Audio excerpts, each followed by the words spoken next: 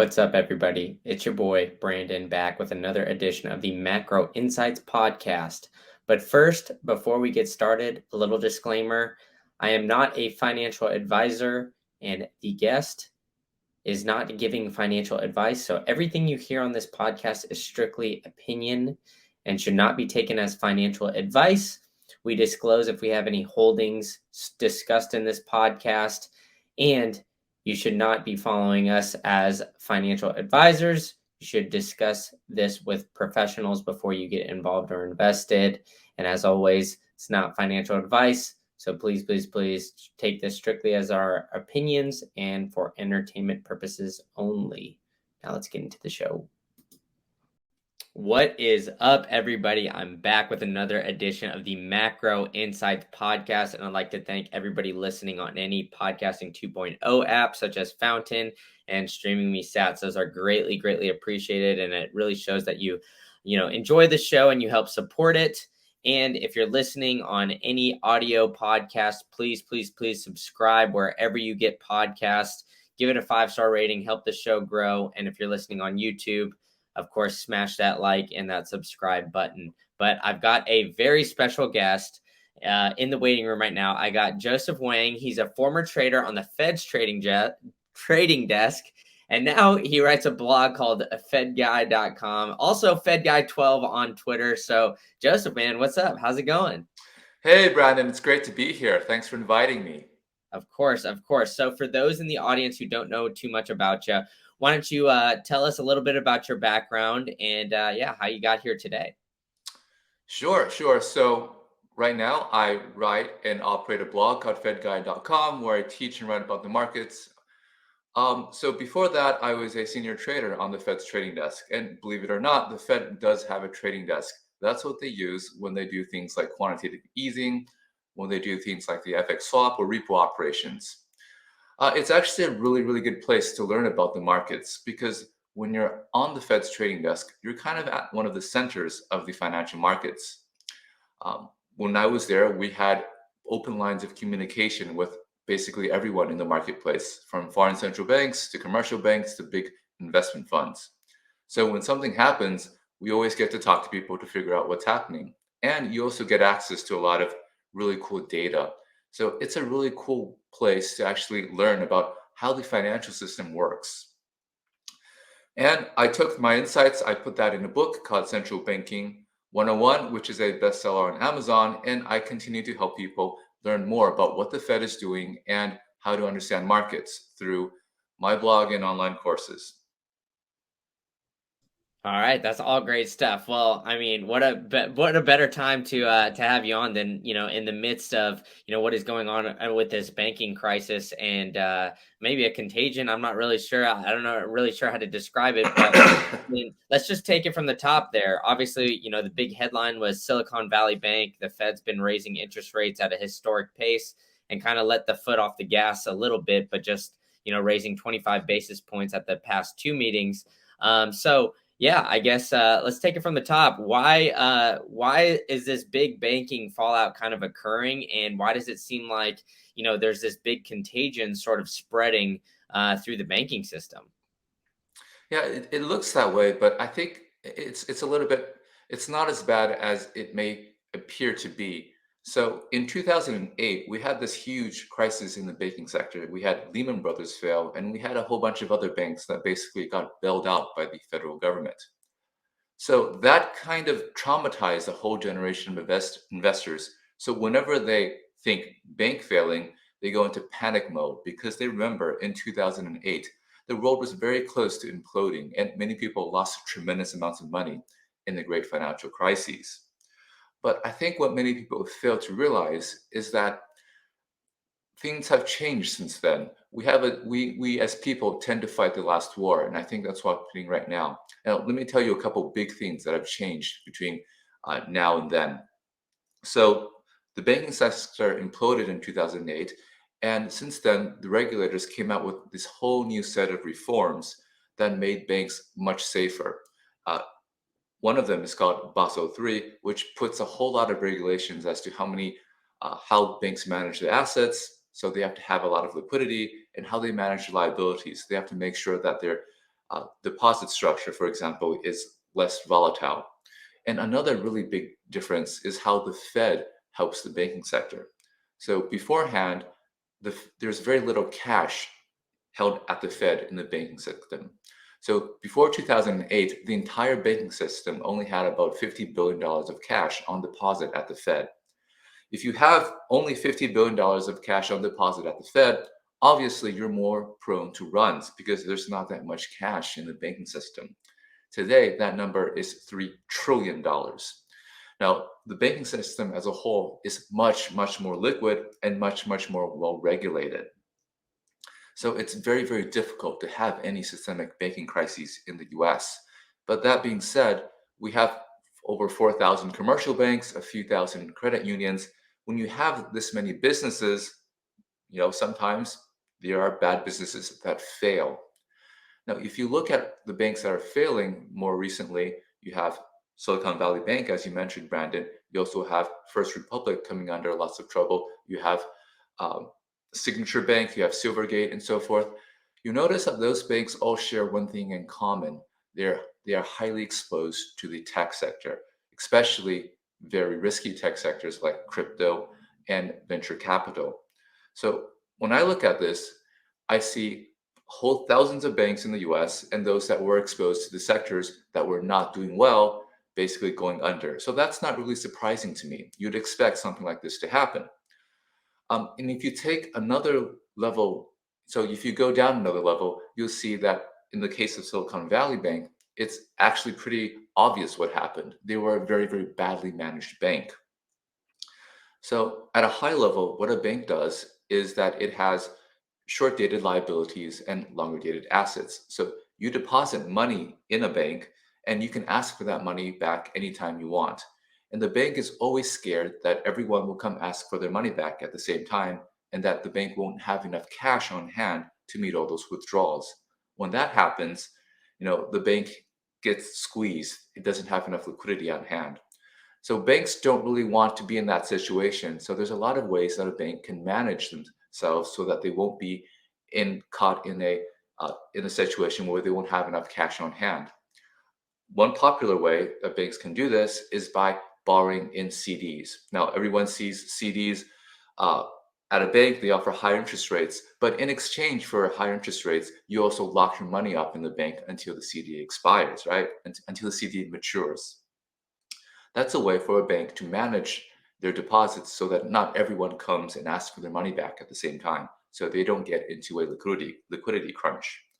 Another very popular way, and especially common among banks of Silicon Valley bank size, is to make sure you have a very diversified depositor base. In the US, as you know, we have deposit insurance up to $250,000. So if you are a retail depositor and you have money in the bank, you're not really worried that the bank will fail because if it fails, the government will just give you your money back. You have no credit risk. But if you are someone wealthy or a company, let's say you have $1 million in the bank, then it's possible that you can lose some money. And so if something's wrong with the bank, you become very cautious. If you hear something's wrong with the bank, you want to get your money back ASAP. So uninsured deposits are more volatile, whereas insured deposits are less volatile because they're protected. So if you are a bank and you're trying to manage your liabilities in a reasonable way, you want to have a good mix of people who are insured and uninsured. Across the US banking sector, around banks usually have about 50% of their deposits to be uninsured. Silicon Valley Bank had over 90% of their deposits uninsured. So that means that their depositor base was very prone to running, which is exactly what happened. And basically no other bank manages their deposits like that. Silicon Valley Bank was an extreme outlier. And they kind of paid the price for that. So when I look at Silicon Valley Bank, I see just a really badly managed bank who went bust, which is totally normal. The industry that they were highly concentrated in went bust, so people panicked and they had a lot of flighty deposits. Now that spilled over, obviously, because once Silicon Valley Bank went bust, you have banks that are perceived to be like it also under assault. The one that comes to mind was First Republic. First Republic, also in California, also had had a big tech exposure. Also was not as extreme, but also had a lot of uninsured deposits. So First Republic got hammered, not surprisingly, and also Pacific West, which is also a bank in California. So the picture that I'm looking at is not a systemic banking crisis in the U.S., but a panic among banks in California, basically, who are basically exposed to the tech sector. And I don't really think that spreads to the wider economy at all. I certainly haven't seen too much of an evidence of it. It does seem to impact um, sentiment a little bit, but I don't think that it's going to have a big impact or a lasting impact. But there are things happening in the eurozone that I think are more concerning. Okay, well, yeah, I mean, well, I want to dive into the Eurozone in a second, but I kind of want to dive into, how you what you said about the banking sector now, how you don't believe it's, maybe like a widespread contagion, because I believe an article from CNBC came out saying about, 183 potential other banks. And I know you lined out, there's about 5,000 banks and credit unions in the United States. So that only equates to, give or take like 3% of the overall banking sector. But when it happens, when something like this happens, and like you said, Silicon Valley Bank was poorly managed. It seems like the banking sector is extremely regulated. So I guess is this going to cast a closer microscope maybe on maybe some of the banking activities and how they're regulated in the future? And why wasn't I guess maybe they under a deeper microscope, prior to this? Yeah, that's a really good question. I think there was some regulatory oversight. I mean, okay, there was some regulatory failings when it comes to Silicon Valley Bank, and there's a couple ways you can look at this. So, during the Great Financial Crises, what we were worried about was banks that are systemically important, basically too big to fail, and so we put those too big to fail banks under super strict regulation. We basically made them really boring so they wouldn't be able to get in trouble. But the regulatory framework was a lot lighter for smaller banks because the thinking was these guys don't matter, so if they fail, whatever. The threshold to be under super high regulation is about $250 billion in assets. So these regional banks like Silicon Valley Bank usually have about 200 billion. So they are under a lighter regulatory framework. So they kind of escaped the more stringent regulation that would have made them safer. That's one thing. And to be clear, they lobbied strongly to stay under that threshold to make sure that they wouldn't be subject to too much regulation. The other point is that even though they were subject to lighter regulation, it was pretty obvious that they had a very big mismatch in their, let's say, in their interest rate profile. So they had a lot of volatile deposits, but they also had a lot of long dated assets, and that was obviously a recipe for disaster. So I think any competent regulator would have saw that and done something about it. What's interesting is that Silicon Valley Bank, one of their regulators is the San Francisco Fed. I think it's interesting to note that the CEO of Silicon Valley Bank was a director at San Francisco Fed. So there is some possibility that maybe because of that, Silicon Valley Bank maybe was not as, um, I guess, adequately supervised as they should be. So the regulators definitely need to ask some hard questions, definitely need to have some accountability. I suspect that they will, though. I mean, the way that the government works is you can never get fired. So all that incompetence and all that poor judgment is going to stay with the Fed until those guys retire. But what's really predictable is that I think that Congress will probably come up with stricter rules to regulate regional banks so that eventually they will be very boring and very highly regulated like the big banks. So then what does that mean, I guess, for maybe some smaller business startups, maybe even like the tech sector, because, obviously Silicon Valley Bank was, kind of funding or like allowing a lot of these startups and kind of venture capitalists to deposit and, hold accounts, get loans, that kind of stuff with this bank. So, if the regulations become a little bit more stringent on a regional bank, is it essentially just going to get more difficult to, get a startup, maybe get some funding or a business loan or something along those lines? So what I read about Silicon Valley Bank is that they seem to have a very big risk appetite, and they were doing things that most other banks wouldn't be willing to do when it comes to funding the tech sector. So, well, the point is not to get every tech startup up funded, right? Some tech startups are just not going to be very promising. I mean, how many dog walking apps do you need? So to have the difference be so you can get funding in different ways. You can get funding from, for example, a private equity fund or venture capital, or you can get funding from a commercial bank. The difference is that a commercial bank is highly regulated, and in part, it's going to be supported by the government, like we saw in Silicon Valley Bank. So when a commercial bank goes bust, the government comes in and they step in and they clean things up. There's a public cost to that. Whereas if you are a private equity firm or if you are a venture capitalist, you make a bad loan, it goes bust, and you take the loss. There's no public element to it. So if you're talking about really risky investments like startups, which are very risky, maybe it makes more sense to have that funded purely by venture capitalists and private equity firms rather than the commercial banks, which at the end of the day are seem to be backed by the public, backed by the government. So, there's this business model here that doesn't seem to make a lot of sense. That is, you could take a lot of risk, and then if you win, you make money, and if you go bust, the public pays. Now, we don't want that, right? So it's better to have something that's very risky being funded purely in by investors who are not going to be supported by the public. Yeah, that's definitely fair to say. And I mean, yeah, I mean, it does seem like the public's going to essentially pay for a lot of what's going on here, whether it's some other change in monetary policy or something along those lines. But one last question before we kind of move on to like the Europe issues that you alluded to earlier is I know we've kind of hammered on Silicon Valley Bank and you've mentioned a few others, but I guess I'll leave it a little bit broad. Do you kind of see that although it was just one bank, Silicon Valley Bank, that was poorly managed? Do you kind of see, I guess, in the future, I guess, if you get out your crystal ball, that if the Fed keeps the interest rates where they're at, maybe through next meeting, or doesn't kind of pull back, that maybe we'll see a couple other regional banks start to fail, in the next few months or so?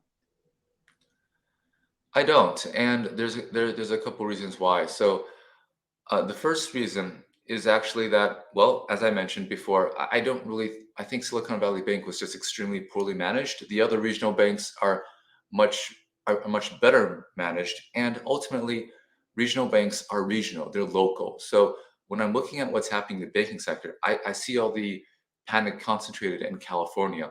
I'm not really sure. Now, I understand that if you are in California, then you know people who bank with Silicon Valley Bank, and obviously people talk and that information spreads, so you become suspect of other banks in California. But I'm not sure that those networks spread to other regions. Let's say you're at a regional bank in Georgia or in Texas. Do you know people who bank with Silicon Valley Bank? Is that something that do you have those social relationships that would actually make you suspect your own local bank? I'm not sure that's the case. But the second reason, and I think it's the more important reason, is that the policymakers are panicking and they're willing to do whatever it takes to stop this panic. And they're doing two things that I think will be very effective. The first thing is that the policymakers have basically strongly suggested that they're going to guarantee all deposits in the country. Now, if you're a depositor and you're panicking, the reason you panic is you're afraid that you are going to lose the money you put into a bank. But if all your deposits are guaranteed, no matter how large the sum, there's a lot less reason for you to panic. In order to guarantee deposits for all banks, you need an act of Congress. That's a really slow process. But as we saw, the Treasury, the FDIC, and the Fed were able to guarantee the deposits for everyone in Silicon Valley Bank. That's because once a bank fails, the government has some special regulatory powers where it can do things like that. What Chair Powell has strongly hinted at is that if any other bank fails, we're going to do the same thing for you. And so basically, although he cannot legally say this, he's in fact implying that all deposits are guaranteed. When that happens, there's a lot less reason to run. Now, there's something else that they're doing now is that the government, the Fed in particular, is willing to lend to banks at very favorable uh, conditions. So they have this new bank lending facility that is able to pump lots of cash into the banking sector at a very cheap rate. And when we look at the weekly Fed filings, we see that banks are borrowing a lot from the Fed, both from this new facility and from the discount window, and also from another lender called the Federal Home Loan Banks. So the banks are anticipating that there might be some liquidity squeeze, and so they're preparing. Now, when everyone is prepared for potential withdrawals, it's much less likely for catastrophe to appear because um, everyone has a lot of cash on hand. So I think that the banking sector is prepared, the regulators are prepared. So it's very unlikely, in my view, for this panic to persist. I think we will forget about it in a month or so. Yeah, I mean, I agree with you that I believe everybody's prepared, and based off kind of what Palace said in his last meeting on Wednesday, that it seems like exactly like you said, like he can't legally say it, but essentially all deposits are almost guaranteed. But what are some of the, I guess, negative after effects that could potentially come with that? Because it seems like that there was a bunch of liquidity dumped into the market in 2020 time, which is kind of pushed off, and inflation is kind of running rampant now. I mean, the Fed is obviously raising interest rates and seemingly trying to get it under control now. Obviously, we've seen CPI dip from around 10 to around 6 over this past month. But with insuring all of these deposits, is it potential where if the Fed, I guess we have kind of like quantitative easing and quantitative tightening kind of happening almost simultaneously? Well, I wouldn't characterize the Fed's emergency lending to be quantitative easing. So when I think of quantitative easing, I think of the Fed as adding liquidity into the financial system, excess liquidity that no one really needs at the moment. And they take that liquidity that they don't really need and they go and they buy things like corporate bonds or longer dated treasuries or stocks. And that has an effect of making asset prices go higher. But when the Fed is making these emergency loans to banks, that's not excess liquidity. That's that someone somewhere in the financial system really, really needs cash. And so they're desperate for it and they're borrowing from the Fed. It's not excess cash that gets dumped into risk assets. So I don't think that's a risk positive signal. I think it's a very risk negative signal. But I think for me, what I'm concerned about is that the market is it's a bit skittish at the time, and they seem to be pricing in rate cuts in the coming months. So when I look at uh, the financial markets, I think that the financial markets and the real economy are not the same. They're separate, but they're related. So as we all know, the stock market is not the economy. So for example, over the past 10 years, we saw the stock market continue to rise, in part because of what the Fed was doing, but the real economy just kind of wobble around. So the one of the ways that the financial economy, the financial markets impacts the real economy is through interest rates. If the financial markets are looking at what's happening in the banking sector and getting a bit panicked and thinking that the Fed is going to cut rates, because that's what the Fed has been doing for the past 10 years. So it's not an unreasonable thing to expect. Then what that means is that the 10-year yield goes lower, mortgage rates go lower, and that has a direct impact on the real economy, which so far has been pretty strong. So let's just look back a few months. Last quarter, so quarter four of last year, we had mortgage rates go up to 7%.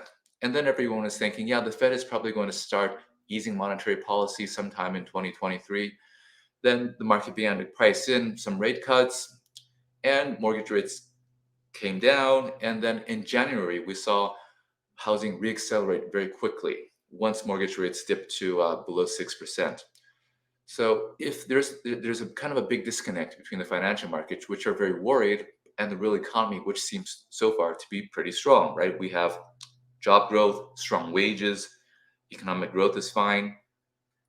So if the market is overreacting and pricing in rate cuts and the real economy is still okay, we can have a scenario where in a few months inflation reaccelerates because everyone goes and takes advantage of those lower interest rates and goes and buys a house or does some kind of investment. So I think that's the concern to me, that the market is not is a bit too panicked, and so pushing interest rates lower, causing the real economy to later reaccelerate, and in turn forcing the Fed to hike rates again.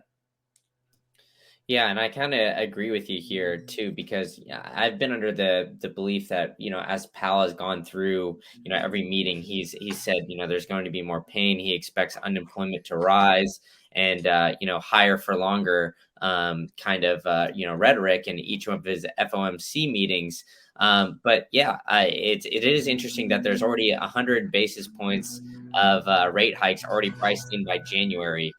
So meaning that the Fed is essentially going to need to start cutting somewhat soon, according to the market, obviously.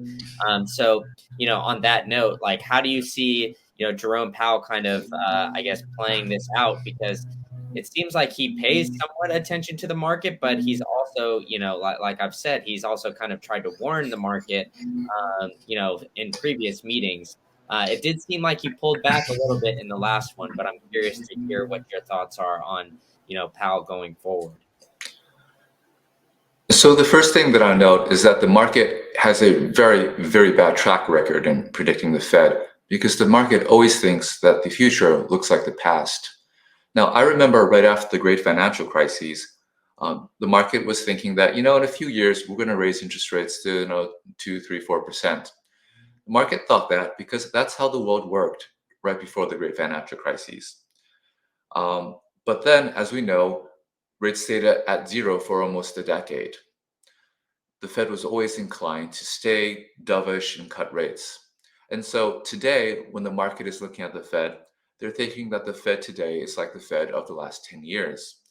They're going to cut rates at the slightest rise in volatility. Now, I don't think I don't know if that's true. I suspect that's not going to be true, because the game fundamentally changes when you have inflation.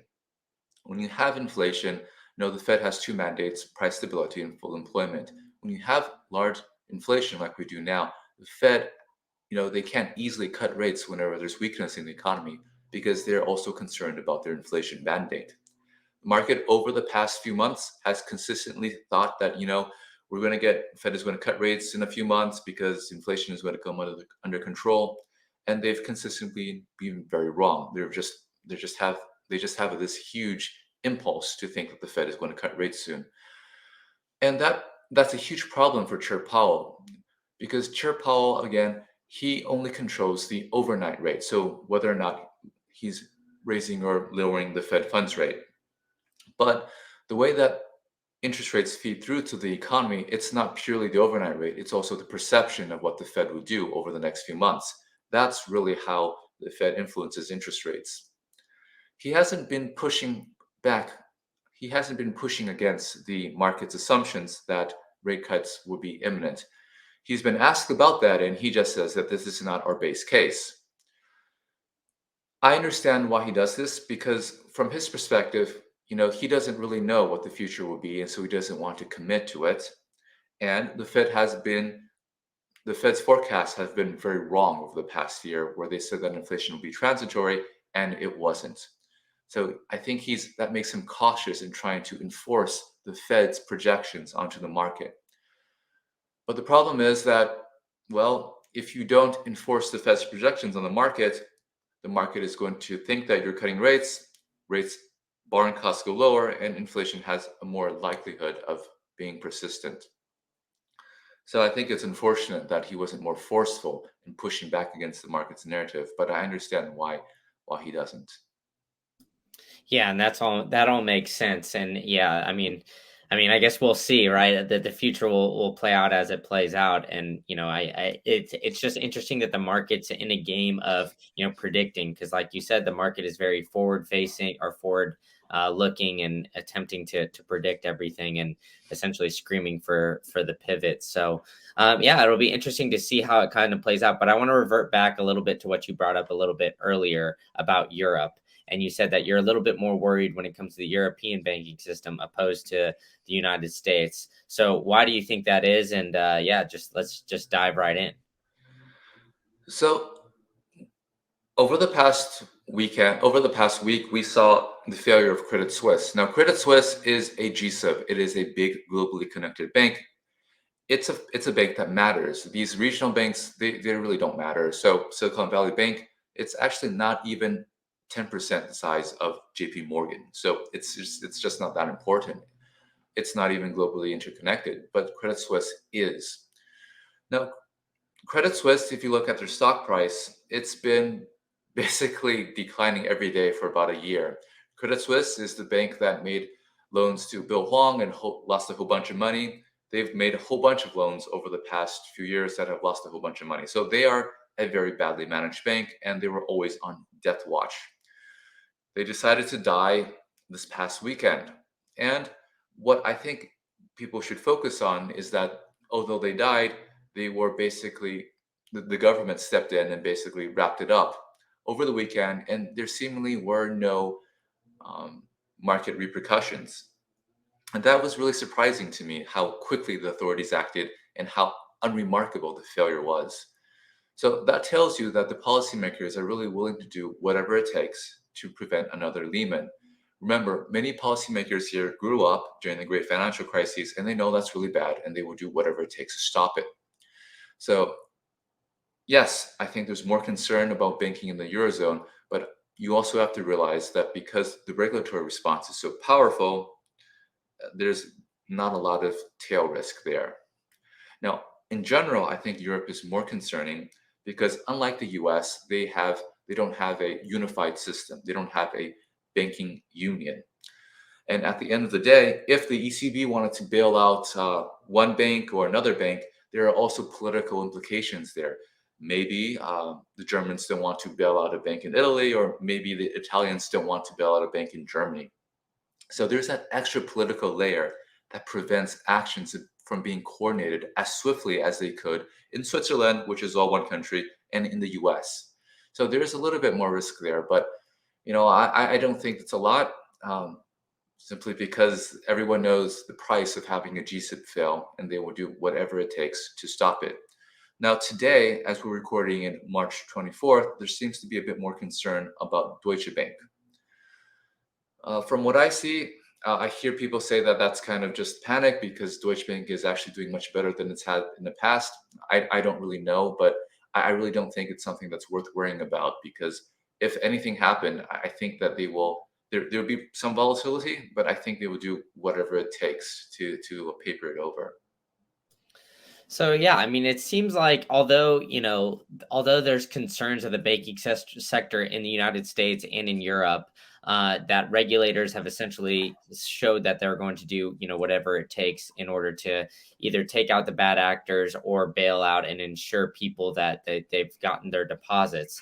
But the only issue between the two is that obviously Europe's not all one country, similarly to the United States or Switzerland. So I guess is that kind of, am I along the lines there where that's kind of your opinion as to the way you see it play out? Is that it is maybe just a panic right now because things don't seem all like peaches and daisies in the economy, but and there's one bank that fails, but in reality, it's not as bad as it may seem.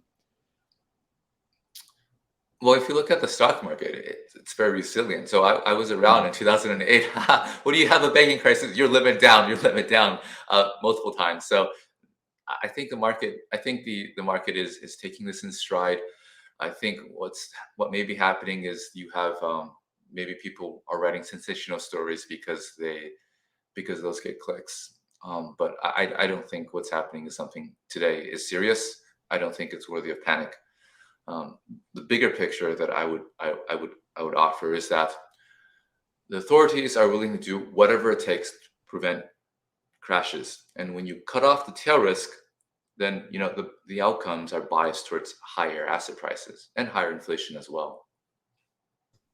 Yeah, and so with that, there's been kind of the theory that I've heard thrown around by, some others like Michael Guyad and some others that I've had on the podcast as well, where we're going to have like, like you said, kind of higher asset prices, which will be, maybe a melt up throughout the rest of the year. But it seems like we've said before that the market is almost too forward looking that they think the history is going to repeat.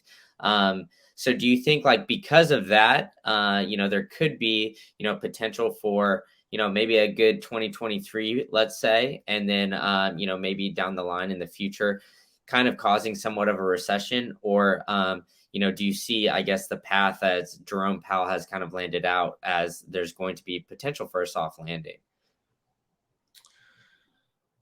So I think actually the potential so first off, I don't think there's going to be a hard landing, and I don't think we're going to have a big crash in asset prices. That's what I feel most comfortable with because, as I mentioned, the policymakers are going to do whatever it takes to prevent something like that happening. They are very, I think they're very, the culture that we have today is one that's very averse to pain. So if policymakers can't take any pain, that means they're very eager to stimulate the economy, both from the monetary side and from the fiscal side. That, in my view, makes a hard landing or any crash in asset prices very unlikely. That being said, I don't have a strong outlook for equities. I don't think we're crashing. I don't think we'll continue to soar. I would think that we kind of stay range bound throughout the rest of the year. What I would feel more comfortable with is something like relative place, like the dollar. I think the dollar will, even though we've sold off for this past few weeks, I think that throughout 2023 will continue to strengthen because, as I mentioned before, I suspect that inflation is going to stay persistent um, throughout the year, and it's not going to be a pure US problem. But one thing about the US is that we have more capacity to raise interest rates than other countries simply because of how our monetary system works. Um, for example, if you raise rates in Australia or in Canada or in the Eurozone, a lot of people feel that pretty quickly through mortgages that are, I guess, short dated or variable. So you can raise a little bit and you get a big impact pretty quickly in terms of slowing down demand. But for the US, I think it's not as sensitive because we have 30-year fixed rate mortgages and many of our corporates borrowed a ton in 2020. So you're hiking rates now, but it doesn't actually feed through to the economy super well since so many people have refied at 3% mortgages and so forth. And a lot of corporations have a lot of cash. Now, eventually, those corporations will have to refi, but if you look at corporate profits, they are record highs. So they can afford to pay some higher interest rates. And everyone else who has a 3% mortgage, well, they get to enjoy that while their wages go up 5% and while inflation is also 5%. Yeah, but it seems like, it's just kind of observing from other, metrics. It seems like wages aren't rising as quickly as maybe as inflation is. But do you think, I guess that's the next cog to kind of go is that, instead of, I guess we had kind of the great resignation in 2020-ish time, 2020 to 2021, where people were kind of jumping from job to job and getting 15 to 30% raises just from going to a lateral move to a different company. Do you think that that trend is going to maybe continue, or maybe there might be a new trend where employers or employees at a new job are going to start to get increased wages, but the new norm instead of the 3% raise that is expected every year, it's going to be maybe a 5 or a 6% raise. I mean, obviously that's kind of a I broad think what's brush. happening in the labor market is something we haven't seen before, and that is so wages are increasing above inflation for low-skilled blue-collar wages, and they are increasing at a rate that's below inflation for the white collar. So it's the blue-collar people that are getting real wage gains, and the white-collar folk are not. And if you look at layoffs, well, usually you'd expect that when the Fed raises rates, interest rate sensitive sectors like real estate slowing down, and you'd have a lot of layoffs in the construction sector. But you really haven't seen that. In fact, what you've seen is layoffs in another very interest rate sensitive sector, the tech sector. And the tech sector employs white collar workers who are much better paid. So what's really interesting this time is that it's actually the people who have been left behind over the past few decades that are doing fine. And it's the people who have been doing very well over the past few decades that are suffering a bit. But if you're a white collar employee at Amazon or Google or something like that, you lose your job, you can actually find one pretty quickly. So it's not that big of a deal. So there's this big shift right now where um, it's people who are lower wages that are benefiting the most, more from this structural change. And I think the reason for that is because there's this huge sociological shift in how we value labor. Over the past few decades, we undervalued manual labor. Everyone had to go to college, everyone had to go and work in an office. We weren't encouraging people to go do trades, we weren't encouraging people to learn how to be a plumber or wield, uh, wield iron or drive a truck and so forth. And now we have a structural shortage of people who are in blue collar jobs. So I think that will persist. So that will persist. And the white collar people, white collar jobs, they'll find new jobs. So overall, I think that the labor market seems pretty healthy, driven by these secular trends. Wage growth is fine for people who need it the most. Yeah, I mean, and that kind of that's a trend that I kind of believe that's going to happen as well, where the blue collar worker is going to kind of start to become, I guess, more valuable in a sense, where the wages or the amount that they can charge for a specific project and whatnot is going to be higher than it's ever been, and that's obviously a positive for the trades and everything like that. But I want to stick on the consumer side of things because I think there's some interesting statistics there that show like credit card debt at nearly an all-time high, personal savings at a very low rate, and you know um student loans have been essentially just put off for quite some time, where there hasn't been any interest on any of those payments. And so I know anecdotally, I know a lot of people around my age or maybe younger that have not even been paying their student loans down, because they're essentially waiting for a potential ruling where they might get some forbearance on those student loans. Now, for me personally, I see this as kind of like a flood just almost leaking over the dam. And once the student loan payments have to start recurring again, some people in, I guess, the middle class area might start to feel some pain, where they've either gotten in an apartment too expensive or whatnot, and then now they have a payment that they've put off for quite some time. As far on the consumer side, do you feel that it's that they're still strong, and I'm just over here just I guess fear mongering and kind of reading too many headlines, or do you kind of see, I guess, some of the issues that I'm looking at as well? So we are a really big country. We have differences among regions, and we have differences among different, age groups, demographic groups, and so forth. So it's hard to just you can't paint just one big broad brush. So in any time, you're going to have some segment who are doing better, and some segments that are not doing that as well. When I look at things overall, though, I don't. I come away with a sense that the U.S. households in general are doing quite well.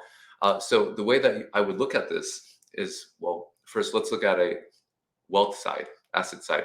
So anyone who owned a home over the past 2 years, well, their home is worth like 30% more, right? At the same time, their mortgage payments are way down. They got to refi at 3%. Now, if you are a younger person, yes, you probably did not own a home back then. But everyone else, they got to huge equity appreciation and lower mortgage rate payments, and they're getting higher wages from their job. So, you know, a vast part of the population is doing very well. And I'm not just talking about Bill Gates. Let's say you're uh, average 40, 50-year-old person who just works a middle class job, bought a home like 10 years ago and so forth. They're a lot wealthier, and they have a lot more cash flow because their wages went higher and their mortgage payments went lower. So that's a lot of people. Now, when you're talking about people who are younger, now I can totally understand that because, well, home prices went up a lot, so they wouldn't be able to afford a house, and um, you have student loan payments, and student loan debt is high, and so forth. So I can understand that among some of the younger demographics, things may not be as well. Although I would note that they are getting very strong wage increases, right? More than they had in the past. When I look at things like credit card debt and so forth, I'm not really concerned about that, because if you look at the total picture, credit card debt is not a very big part of consumer debt. And I think more importantly, um, well, if you have high wage gains and if you have higher wealth, then I think it makes sense for people to feel confident enough to take on more credit card debt. When you look at credit card debt rising, you can tell all sorts of stories. Is it someone very desperate, not able to pay their bills, so having to borrow on their credit cards? Or is it someone who is feeling fine about their financial situation and able and willing to take on more debt?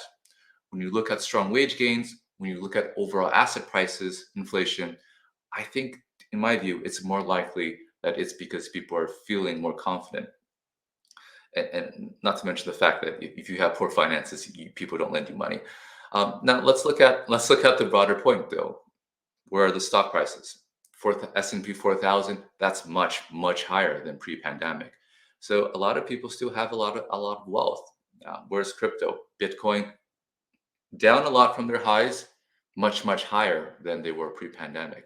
So we're people are not as wealthy as they were at the peak of the craze, but they're still much better than they were pre-COVID. So I think that okay, and also again, government gave people a lot of money. That money actually hasn't been fully spent yet, and some people, like you mentioned, savings rates have gone down, but you know you would expect that to happen eventually because people are spending all the money that they accumulated over the past few years, and it's been declining, but it's still there.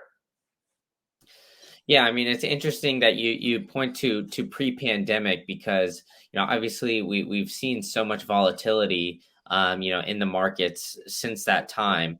And I guess is that do you kind of accredit that the volatility that maybe is not exactly normal for the stock market and other asset prices? Obviously for Bitcoin or some of these other ones, it is the volatility is part of it, but maybe for like the S&P 500 or some of these other ones, we've seen massive amounts of volatility. And so, when we see something like that, that's what we kind of maybe attribute to the stock or the overall economy not doing as well. When in reality, it's just kind of leveling out, and the asset prices were just, I guess, overpriced. Does that make sense? What I'm saying? Are you thinking the markets were just kind of exaggerated over the past Yeah, couple of years? essentially, like they're exaggerated in both directions, and so because of that, people have kind of had the impression that things were a lot better than they were when everything was rising up, and inflation hadn't really come around just yet, and we weren't really aware of it. And then now that things are kind of leveling out and going back down as the Fed's tightening rates, people think everything's kind of crashing and burning. When in reality, like we've said, the Silicon Valley Bank is just kind of an aftermath of poor risk management for a bank. And the asset prices, like I just looked it up while we were sitting here, the S&P 500 is up about like 3.5%, or no, 2.5%, excuse me, year to date. And yeah, I mean, it doesn't Well, seem like it's any sign of really slowing down.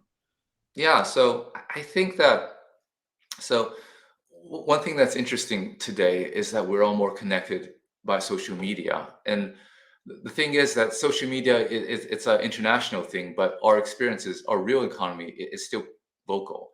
So what could happen is that you have a lot of people who have big online presence, like people who live in California, who are getting laid off from their fancy tech jobs, who banked with Silicon Valley Bank and got panicked.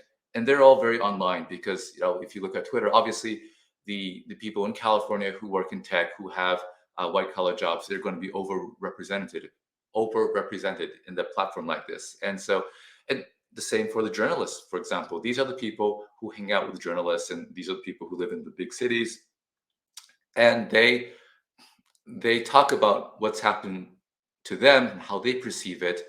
But I think what they fail to realize that it's not representative of the broader world.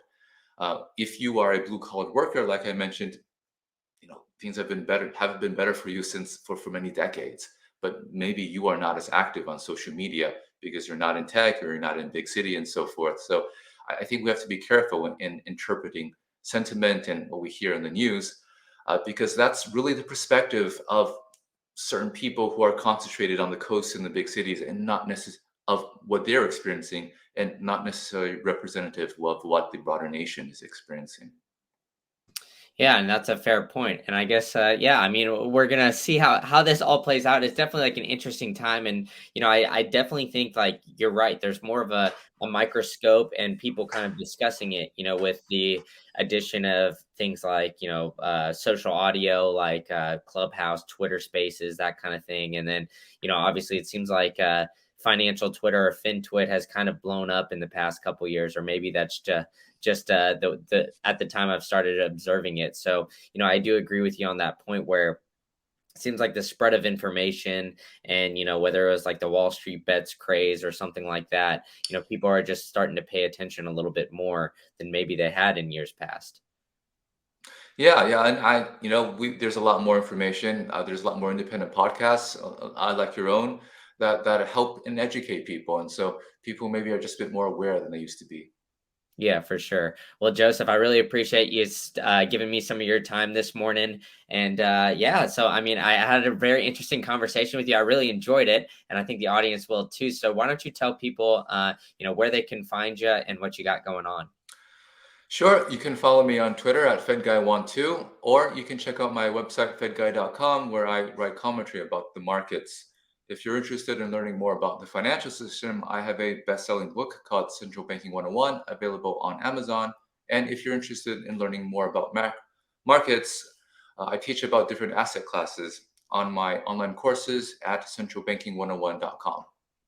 Awesome. Well, I'll put all that in the show notes and in the comments below if you're watching on YouTube. So thank you so much for tuning in. And Joseph, thanks so much for your time, man. Thanks for inviting me, Brandon.